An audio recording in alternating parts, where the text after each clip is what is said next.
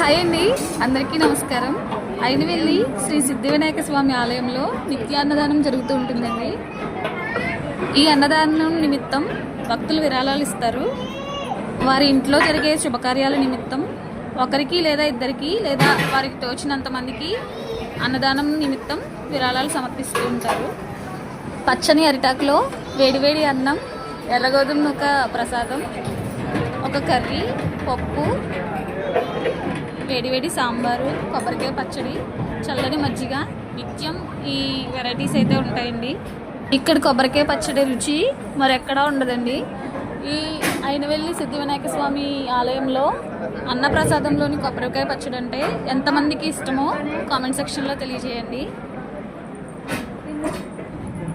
శ్రీ సిద్ధివినాయక స్వామికి పూజల నిమిత్తం కానీ అన్నదానం నిమిత్తం కానీ విరాళాలు ఆన్లైన్లో కూడా సమర్పించుకోవడానికి అవకాశం ఉందంటండి.